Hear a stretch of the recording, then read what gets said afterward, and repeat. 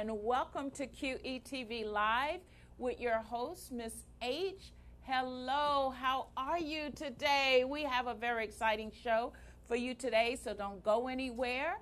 If you know someone, call them, text them, email, do whatever you need to do to call and to get them to watch VoxWave.com. You subscribe to VoxWave, go to the YouTube channel, watch us live. We are live right here in the studio.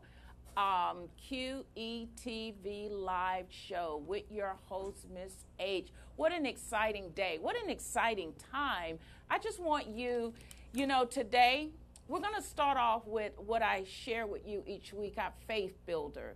Let's get our mouth in gear. You remember I told you last week and the week before last, actually seemed like every week I'm having to say this because it is needed. Remember, you are a speaking spirit, and what you say to yourself matter.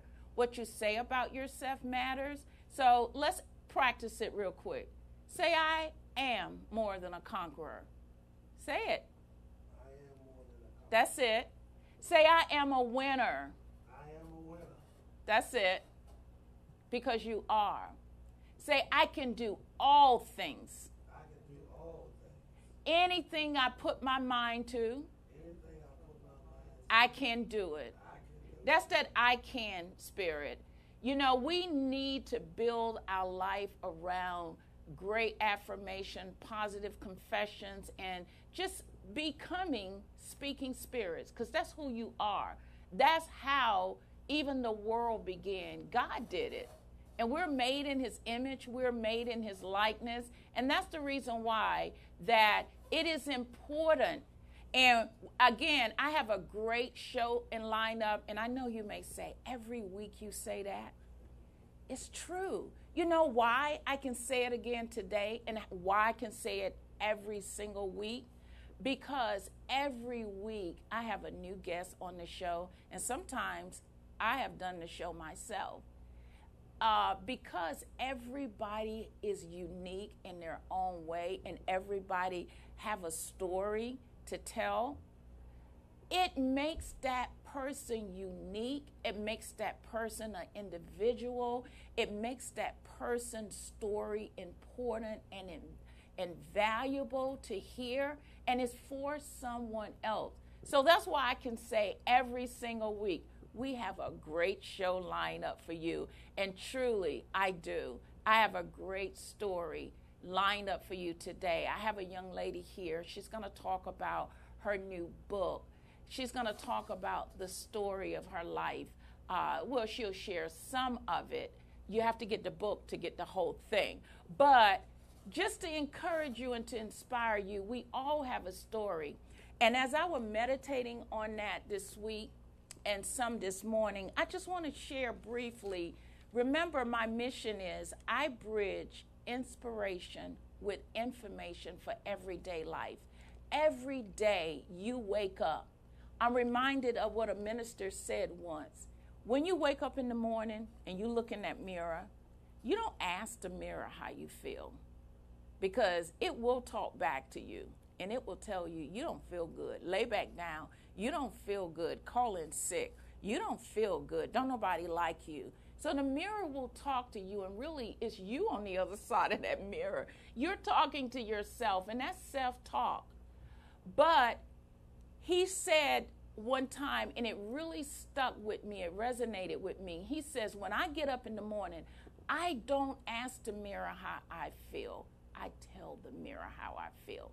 So I did that this morning. I got up and I said, Nike, you are a conqueror. You are a winner. You can do this. This is a great day today. You are more than a conqueror. You are an overcomer. I began to say that, and I'm telling you, you'll begin to brush your teeth different. You'll wash your face different. You'll begin to just have a different outlook. And even when the phone rings or you get the wrong text or someone cut you off in the traffic, you're prepared for that because you started your day off with the right attitude. Your attitude determines your altitude. Remember hearing that as you were growing up? And that is such a true statement. But when you get up in the morning and you all grouchy and you really don't have getting up on the wrong side of the bed and you don't have the right mental attitude, then you know what? You take that into the workplace. You take that in with your family downstairs while you're making breakfast for them. You carry that over into your day-to-day activity. And sometimes that's where we get into a lot of trouble, and that's where we begin to think that it's all the other person's fault when actually it was your own. But I'm reminded about, your story, and that's what I want to zoom in on today. I always try to find a good foundation in order to build my show around. And I was reminded of the book of Joshua. First, it started with Genesis, where God began to share with Abraham that when he left, he were to leave a legacy and to tell his story. And that story went on to Isaac. And when Isaac died and he left his inheritance and he left his legacy, he told the story of his father, Abraham. Then now he had a story, Isaac. And then Isaac had sons, and those are the 12 tribes that we get from the children of Israel, the 12 tribes of Jacob. They all begin to tell their story. And now you can ask anyone that know biblical history. They will tell you the Jewish nation began with Abraham, Isaac, and Jacob. And we have a story of their lineage. And the reason why it's so prevalent in today's society, or you can ask anyone about those historical figures, because they left a story behind.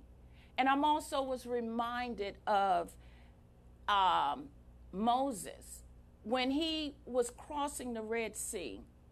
And when he got over to the other side, they all celebrated the crossing. It was the first miracle that took place on a national level where the whole world knew about the crossing of the Red Sea. And even to this day, you can ask little children, they'll tell you the story of Moses. It was a story.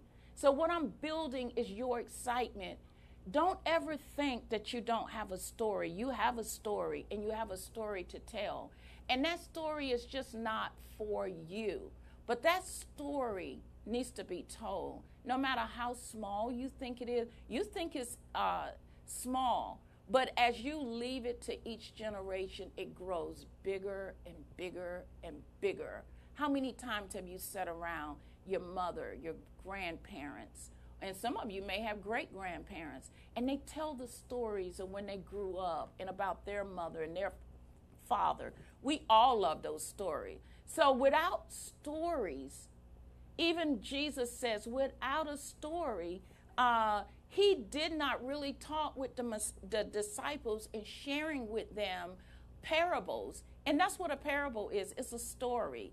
It's an earthly story, a heavenly story with an earthly meaning. And that's what they all could relate to, was those stories. And again, as I close with, before I go on my break, I want to remind you of what God told Moses, that once he crossed that Red Sea, he was to pass his legacy down, and Joshua picked up that mantle. And Joshua was like, who am I? So some of you may say, I don't have a story like Grandma and Grandpa, how they walked 3 miles to school and how they rode a wagon. Like, that story sound more interesting. No, every generational story carry its own weight. So Joshua was thinking, I'm not as big as Moses. The people don't know me like that. And God said, it's okay, Joshua. I'm going to show the people today, do what I tell you to do, and you will have a story. And your story will be to a new generation. And so once Moses died and Joshua took that mantle, and the new people he began to lead, those people was 20 years and younger. They were the children that was born out of 40 years in the wilderness. They had no idea what Moses had done. They didn't know. So how was they going to know about the stories? So God says, I tell you what, Joshua, I'm going to do a new thing in your generation. I want you to cross not the Red Sea, but you're going to cross the Jordan. It's going to be a fresh anointing on you. And you're going to do some things that this new generation, we got this new millennial coming up. And sometimes you think your story is not important because it doesn't sound like grandma's story. But with these babies today, the stories you got to tell got to far reach some of the story. We got to pull back and preserve those stories because that's our foundation. But the stories that are coming up out of the younger generation today is going to carry the next generation into their destiny. And that's what your story is about. It's to carry each generation into a destiny so that they can discover who they are. Because it's said, if you don't know your history, you're destined to repeat some of the same mistakes. But when you know knowledge is power, it helps you to avoid some of the pitfall that mama and them, you know how we say mama and them, that mama and them and Pookie and them did. We don't need to make those mistakes because all we need to do is reach back into the story. So again, we got an exciting show lined up for you today. We want to encourage you. We want you to think about discovering who you are, discovering your story. And I also want to read what God said to Joshua. He says, this is the reason why I want you to tell your story, because there's a reason. It says, for the Lord your God dried up the waters of Jordan from before you until you were passed over, that all the people of the earth might know the hand of God. See, God is not just doing this for you. He's doing it for your generation, but now he wants the whole world to know. So that when your children ask you, what means this? You will be able to tell them. You will be able to tell Fox News when they say, what is this? What happened to you? You'll be able to tell the social media crew. You'll be able to tell the Facebook, CNN, no matter who asks you, why can you still smile? Why are you still standing? Why can you still continue at the level you're at? Because you remember, I got the story. I'm walking in the level of grandma. I'm walking in the level of my mother or my grandfather, my father, my uncle, whoever is leaving that legacy behind, those stories behind. That's the strength of a family. And see, this has been handed down to us, and we have forgotten about some of this stuff, and we don't understand, oh, I'm not telling my story. That doesn't mean anything, or I'm embarrassed. Oh, there's some embarrassing parts to your story. There's some shamefulness to your story. We all have embarrassing moments. We all have shameful moments. Did not David have embarrassing moments when he killed to sleep with somebody else's wife? He killed Uriah, but yet David was still one of God's, the apple of God's eye. He was a king. He repented. He got up from there. Solomon, oh, he had multiple wives. The story of Rahab, she was a prostitute. But you know what? Her story doesn't end that she was a prostitute. She took care of the spies that Joshua sent in. And because of that, she hung that red string down the corner of her house. And that's where, when the children of Israel looked up and saw the red cord, her whole house was saved. So even though she started off with a story that she was a prostitute, she ended up with a story of salvation. And if you look at the lineage of Rahab, Jesus came out of that lineage. It did not stop there. There's time and time and time. If you look at the story of Ruth, you look at the story of the woman at the well, everyone has a story where you can say, look at the shame, the humility, and you know, every story doesn't have to have a bad side in order for it to be a story. Because then we have, sometimes people say, well, I don't have those dramatic stories. I didn't do drugs.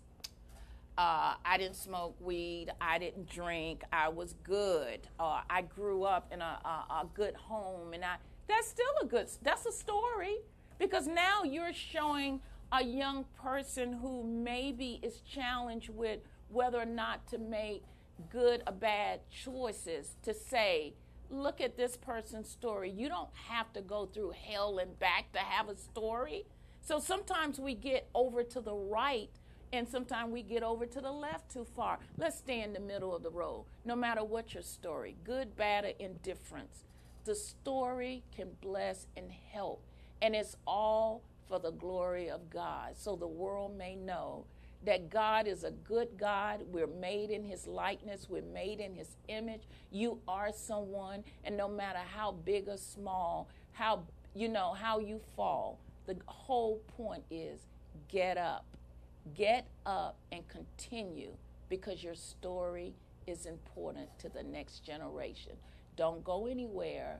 We have a guest today. She's going to share her book. We all have a story, so you don't want to miss that. We're going to take a station break, and I will be right back.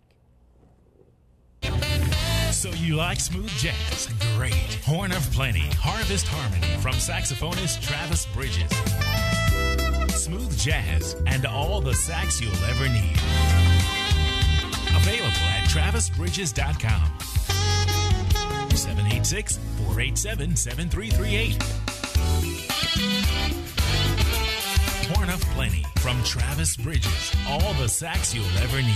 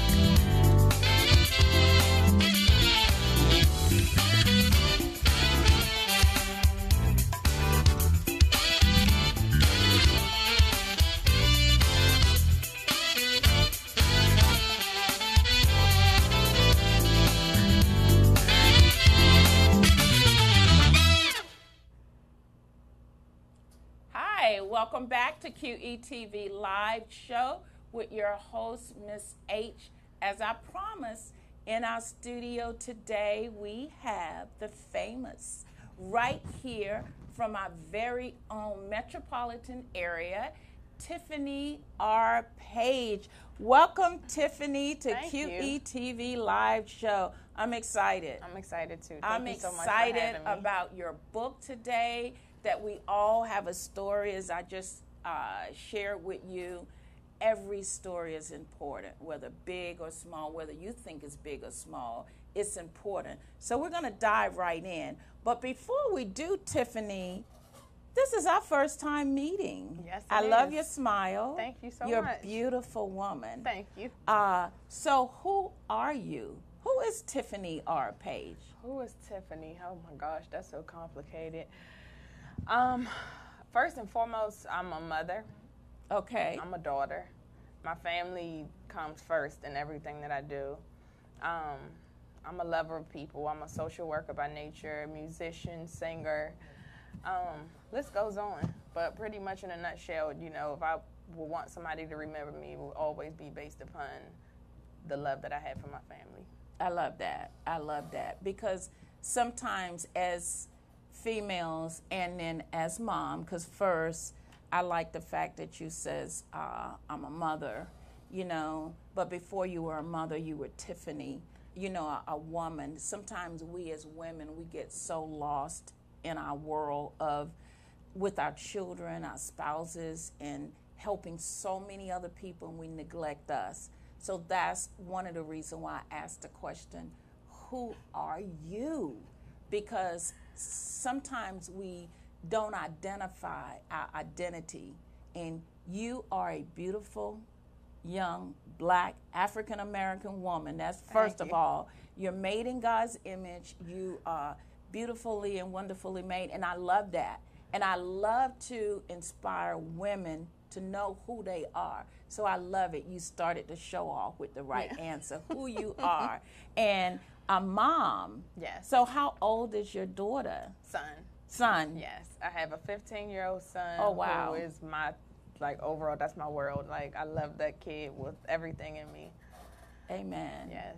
That's good. 15 years old. 15. That's a teenager in the house. Yes. What is it like living with a teenager? Believe it or not, my son, he's totally different. It's crazy because people are like, okay, who is he? Like, how did he get to be who he is? My son came out the womb as this strong individual with his own mindset, totally focused and driven. Just a dynamic kid. I mean, Awesome. words can't even describe. He's just awesome. And I'm not just saying that. I'm his No. mother. I'm biased, yes, but That's a good thing. straight A student. He was the valedictorian of his middle school class. Wow. Straight A's in high school. He just started 10th grade on Monday. They actually wanted him to stay at the school where he is now. I have him at a Christian school in D.C. And when I talked about transferring him out, they were like, no, you can't. He has to stay here. So, I mean, he's just an awesome kid. Well, you know, the old saying, the fruit doesn't fall far from the tree. That's what they tell me. I mean, you got to ask my mom and dad that. Yeah, but still, it's all about the story. Right. Because it could be a different story. Very much We so. see a lot of things that we hear and see in the news. And not only that, I experienced that just yesterday. I was at a grocery store, and I had to stop a father for speaking ill of his two children. So he wasn't doing it on purpose, but he was doing it unconsciously. Right. He was calling them the BAD name, that bad. They're Right. bad. They're bad. They're bad. Yeah. And I kept saying, please don't say that, because, you know, again, what I started to show off, people live up to the level or expectations. That So you put obviously on you them. have some great expectation. So that's wonderful. So I love the fact that you're a great mom. You have a great son, and that he's doing well, and continue on. That's what I would say. So now let's move on to what's going on with you. We have this book in which, by the way, the graphics is very beautiful on the outside. Thank you. And I see a lot of smiling faces on the front of this book. 1, 2, 3, 4, 5, 6 individuals. And they all look like they have their own story. And I love the way that they look kind of tightly fit, close together, smiling. Each one of them are dressed different. And, you know, your personality, people dress the way they personality. So I see, is this fiction or nonfiction? Let's get started with how you came up with this title and the graphics and who to put on the front cover of your book. Okay. So pretty much the book is kind of crazy how it all came into fruition. When I went to go to publish, the whole idea of the whole fictional title came into play. Okay. The book is basically about my family. So looking at the cover, those women, that's an actual picture. That's an actual it's picture? It's an actual picture. Did you all see this picture? It's very unique, but it reminds me of down home. Just good old country living, family life.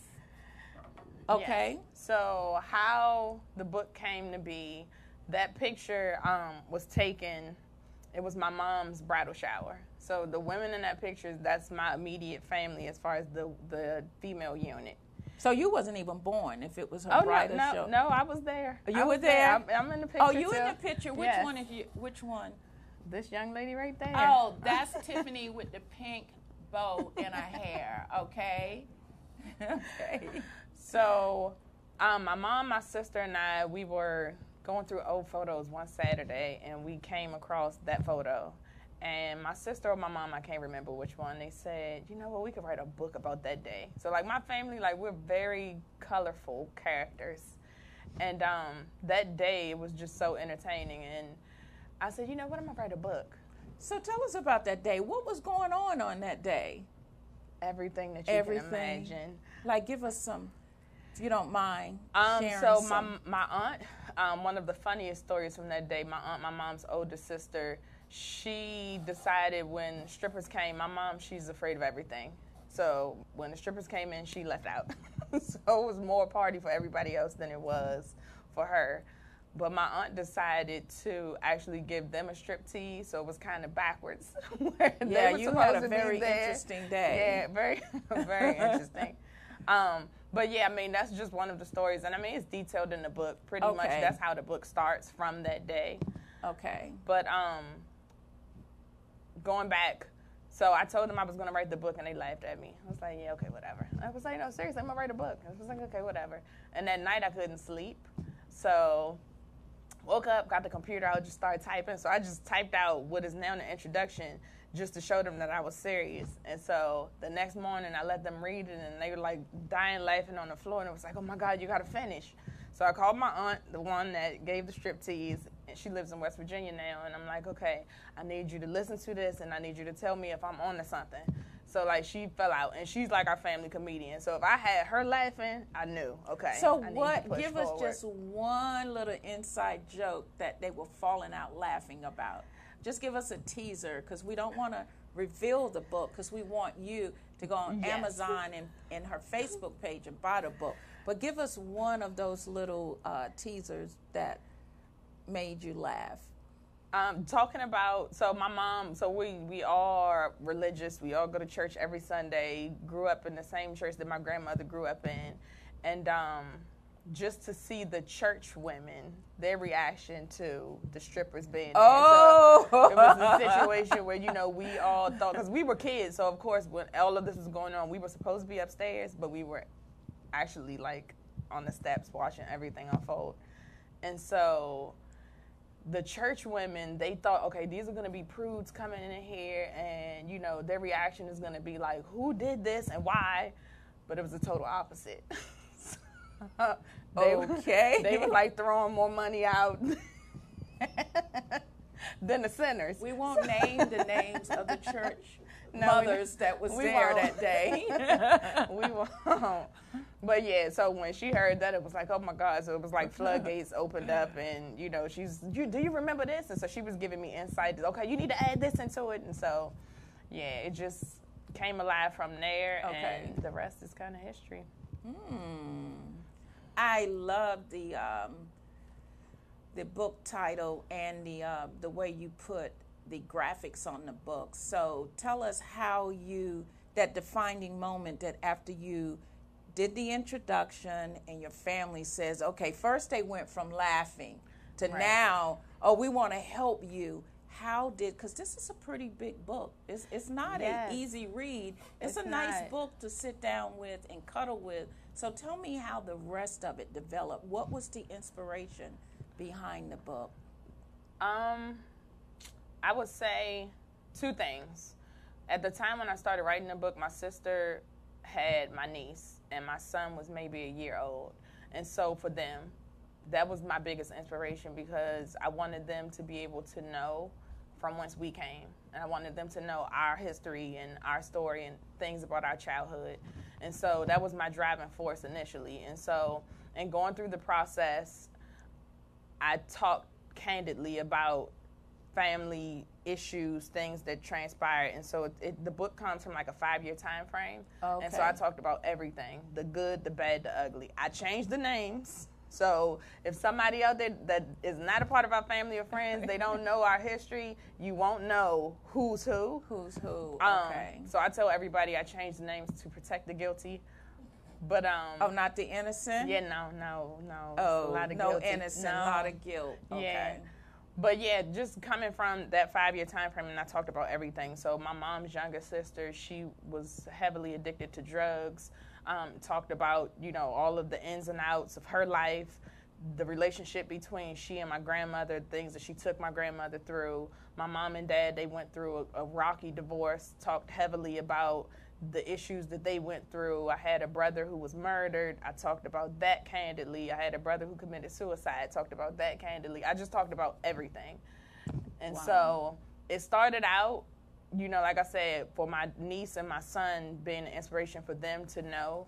But then during the time frame that I was writing the book, I ended up going back to school for social work. And so I realized it was more therapeutic for me Yes. than it was anything, because I was holding on to things that I didn't even realize that I was still holding on to. And so through me writing the book, I was able to let go and release a lot of things. So relationships were rebuilt based upon me being able to let go of things, and just being able to strengthen bonds and everything with family members, friends, just through me being able to write it and get it out. So that's what I was going to ask you. As you were writing and sharing these stories, how was the people, the guilty, how were they responding to that particular paragraph or that chapter? Because now you're not just talking about you, you're talking about them as Everybody. well. Did that sever any relationships, or did it strengthen, or how did that begin to play out in your family? So with my family, we are all very supportive. I mean, we go through ups and downs, ins and outs, but at the end of the day, we all know that we will forever have each other's backs. And so it's a situation where they were more supportive in pushing me to finish than I was Oh. myself. Because, my grandmother, she's no longer with us, but the way that she brought us up was, you always be the person to tell your story. You don't give people a chance to speculate. You let them hear it straight from the horse's mouth. And so even in situations and times when I got to a rough patch, it was my family that was telling me, no, you need to finish Pushing this. you. And so it was never, no relationship that was severed. I think, if anything, it made our bond stronger. Now, during this writing process, I just heard you say how you lost 2 of your brothers. Did that happen before or after the book? Oh, long after. Long after. How did you get through those patches? Whew. Because to think of losing 2 brothers, that's not easy at all. So it was a lot of stop and go. Okay. It was a lot of stop and go. So when I got to those moments, when I had to rehash and relive those moments, I would stop. I would just totally stop, and I'm not doing this. I wrote enough. It is what it is, and this is something that I'll keep for my son and for my niece, and if, we have any other kids, it'll be for them.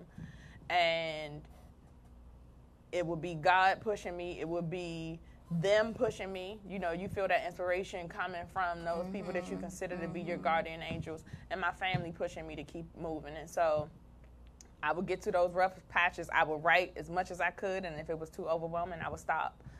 And then, like I said, that push would come, and I would start again. But whenever I felt it was too overwhelming, I would just let it go. And even down to me finishing the book. So it's kind of crazy how everything happened. I finished the book in 2006.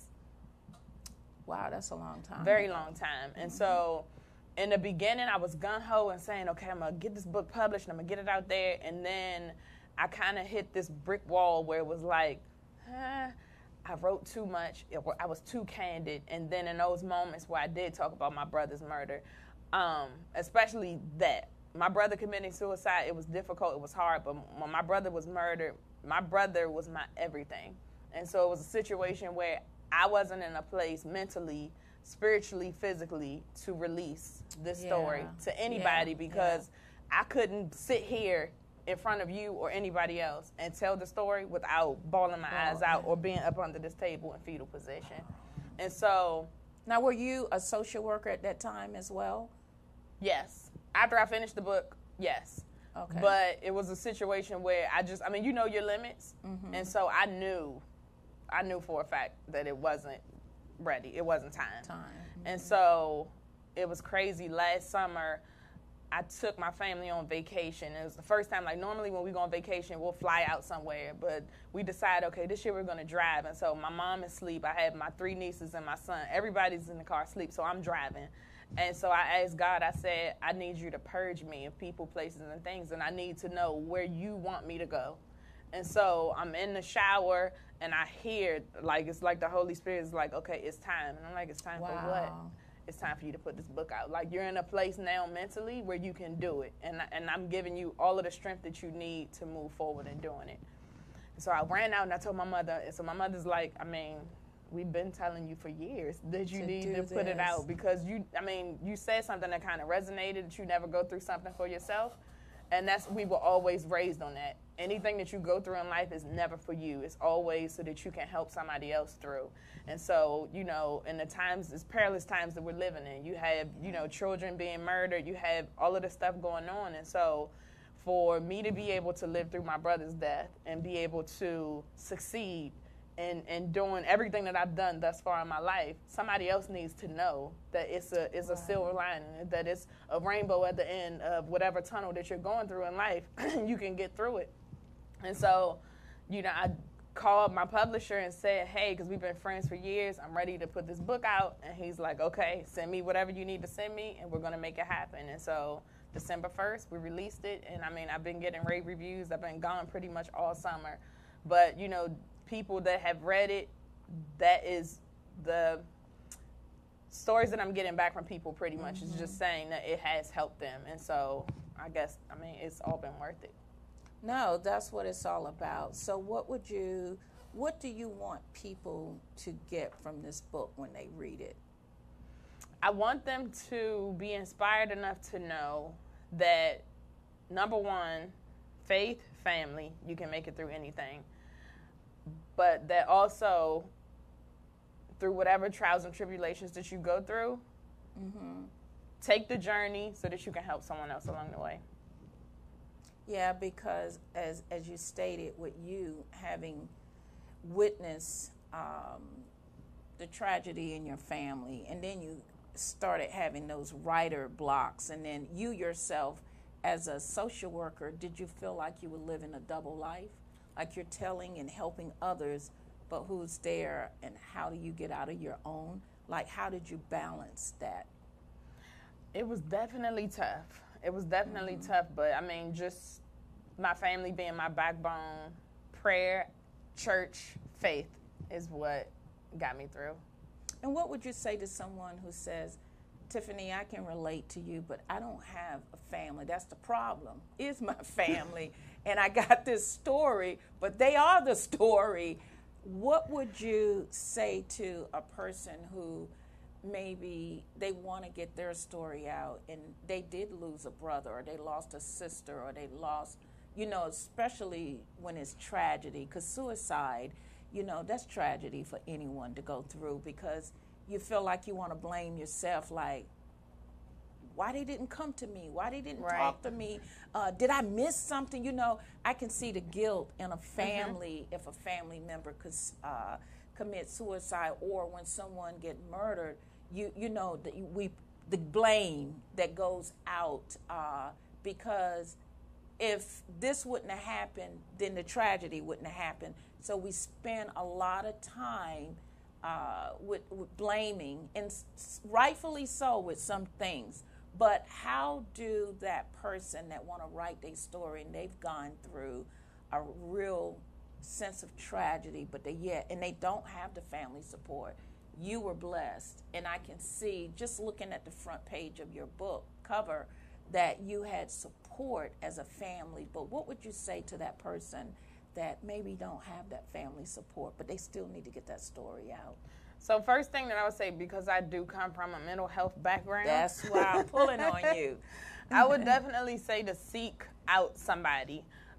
You know, like you said, I am blessed. So in my life and situations that I've gone through, we are close-knit. So Yes. anything that transpires, we're all on the phone. We're at somebody's house. We're always together. But for somebody who doesn't have that, you need to seek out somebody. So it could be through church. It could be your pastor. It could even be going to see a therapist. When my brother passed away, my mom saw that I was having difficulties dealing with it. And the first thing she said, okay, you know what? Let me call your doctor. You're going to talk to somebody.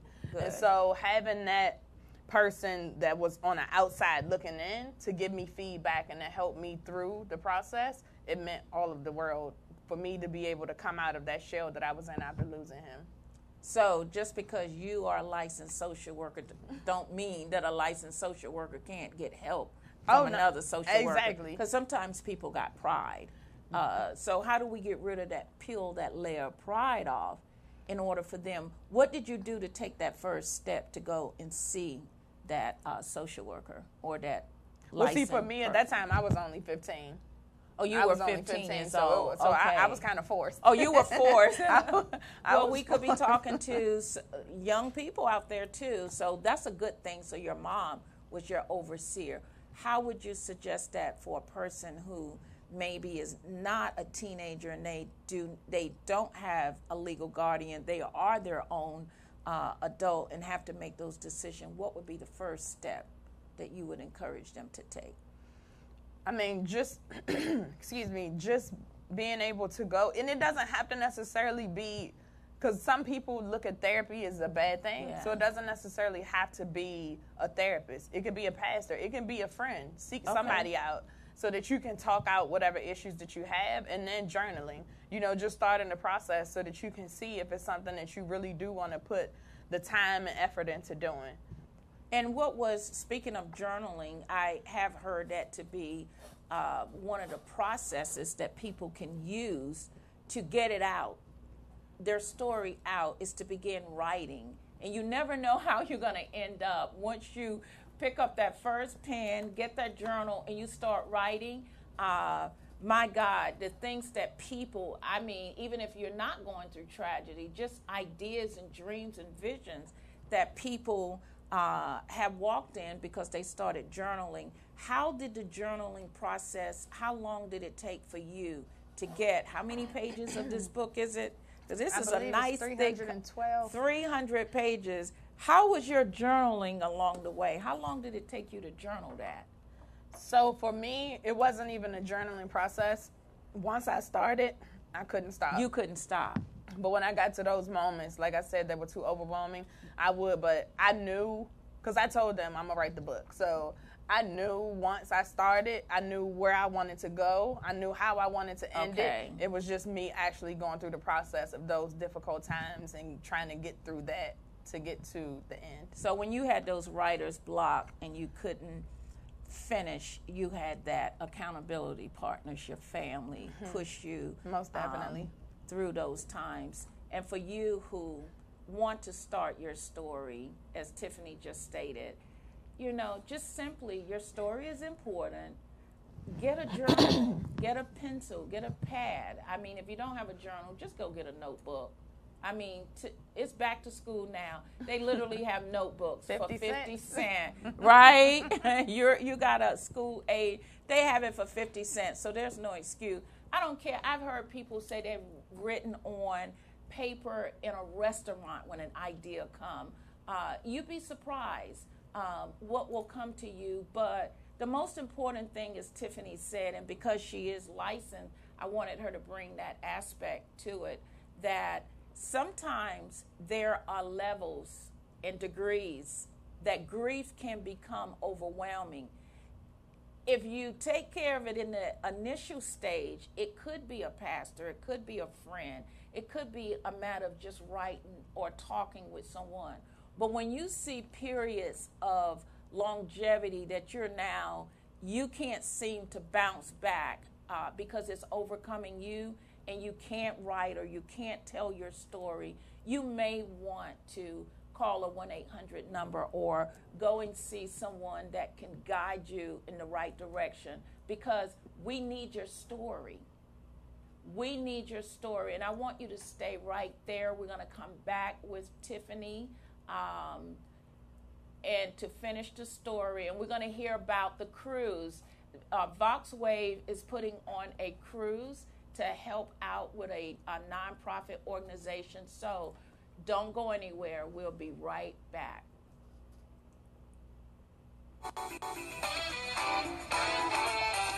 You're watching the QETV Live show with your host, Mrs. H. Tune in at voxwave.com or call in at 240-719-2560. Again, that's 240-719-2560. We're located at 4711 Alth Place in Camp Springs, Maryland. Watch live the QETV Live show every Thursday from 1:30 p.m. to 2:30 p.m. Eastern Standard Time. Would you like to be a guest on the QETV Live show with your host, Mrs. H? You may reach her at 240-353-3806. Again, that's 240-353-3806, or email QETVLive@gmail.com. The QETV Live show is bridging inspiration and information for everyday life.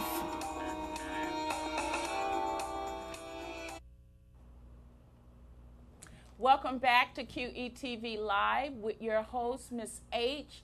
We've been having a wonderful, wonderful discussion about we all have a story, don't we? Every one of us have a story, young and old. We all love hearing about stories. We all love telling stories. We have Tiffanye Paige in our studio today. She's been telling about her story for all of you who maybe have just tuned in. Let me just give you a recap. This is Tiffany's book cover here.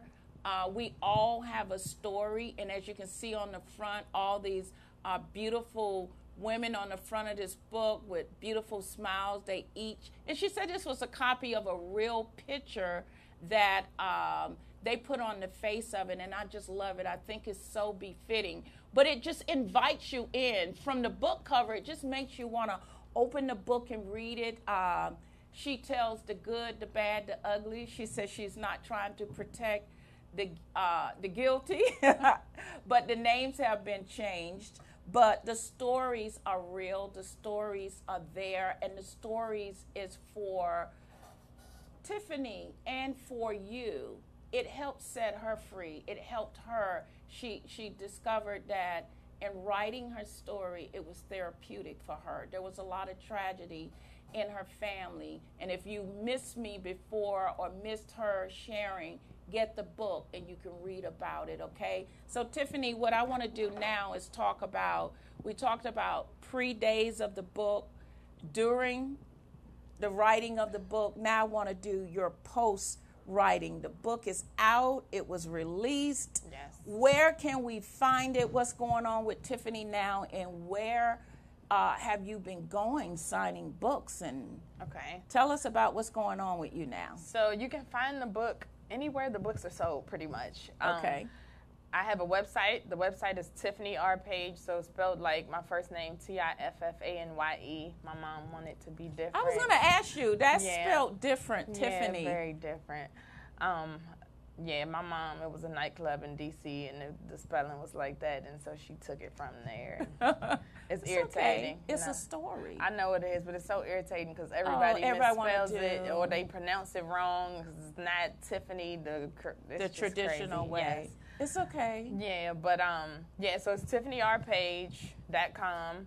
And so if you purchase it on the website, you will get my signature. They told me I have really good handwriting, so that's an added bonus to you actually getting the book.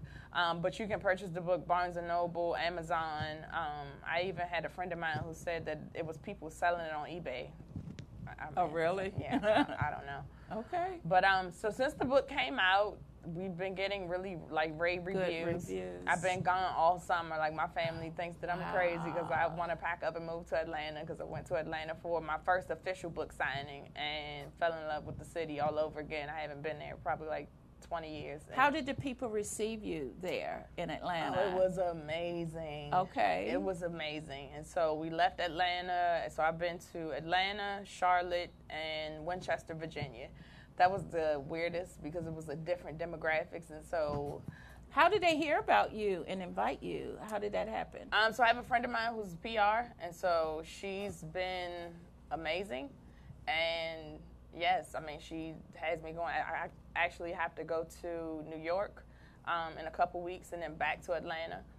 We're actually putting on a musical soundtrack for the book. So we're going to take different stories from the book, and we're actually telling a musical story of it. So my family, I love it. On top of us being colorful, we're a musical family as well. And so they have me singing. Oh, you sing, Tiffany? Yes. Oh, can you give a little bit of your music, or you want to hold off till they hear your musical on your story? You got anything that's in your heart right now? Do I have anything that's in my heart right now?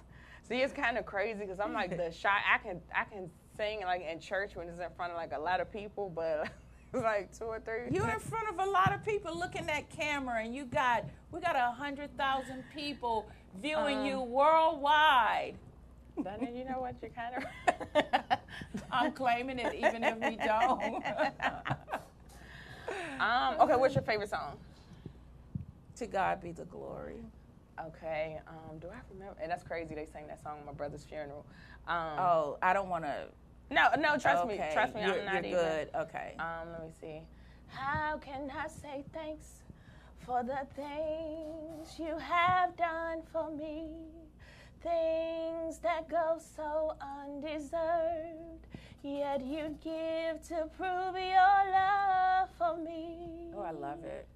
The voices of 1 million angels could not express my gratitude.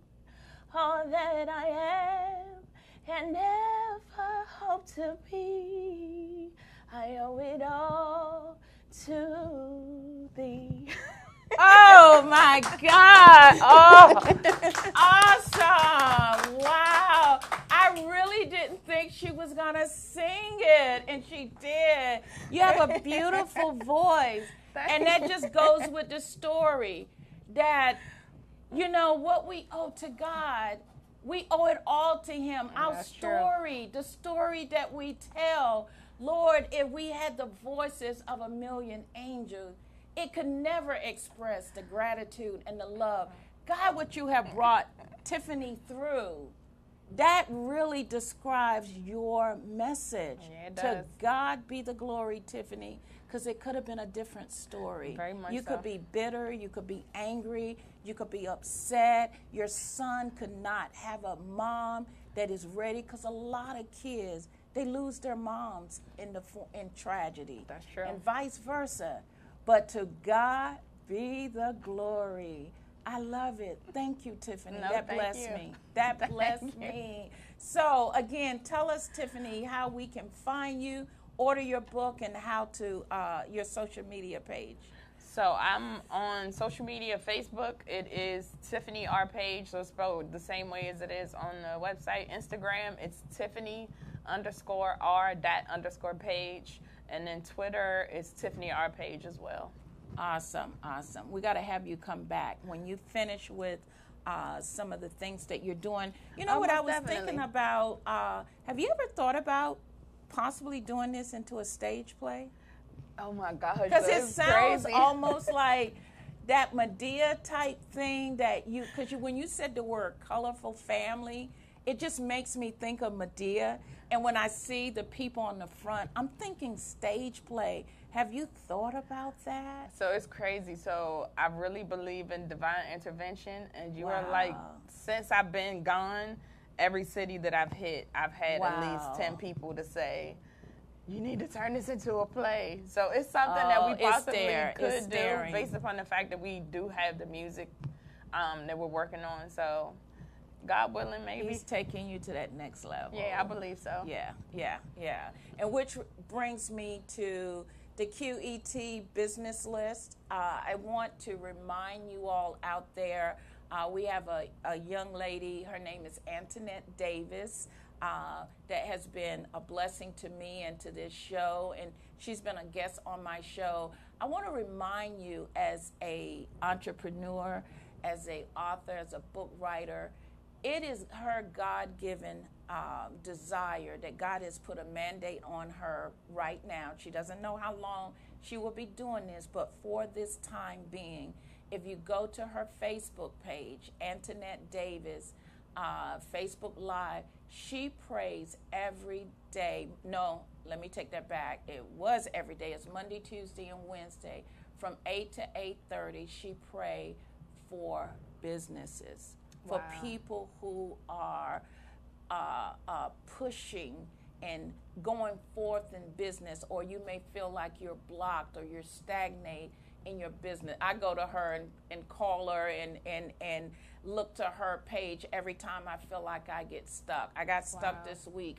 I turned on that Facebook page, and there she was, praying over me, praying with me, praying for me. I didn't have to have her, close by me. All I had to do is push that live button. But I want to remind you, go to Antoinette Davis Facebook Live page, and she will pray. She's praying over you for your business, no matter what it is. And we will do that for you, Tiffany, I because appreciate it. I really see this becoming a play. I'm telling you right now, I sense that in my spirit, that this right here, God is taking you to another level. I And this appreciate thing, that. this I story receive got to it. get out. And remember, as I close today, I want you to tell your story. I want you feel like that you want to write a book, or maybe you don't want to write a book, but I want you to gather your family together and sit down. The holidays is coming up, Labor Day weekend. Sit down, talk to your children, talk to your family, talk to people about your story. Go back and hear the stories of your grandparents and your moms and dad. Listen to story, get those stories out. It will be a blessing to all that hear. And thank you again, Tiffany. Thank you for coming on QETV. We will have you back soon. I definitely And will thank be you for back. that song. No Again, problem. thank you for viewing QETV Live with your host, Miss H. Have a blessed and prosperous weekend. Love you.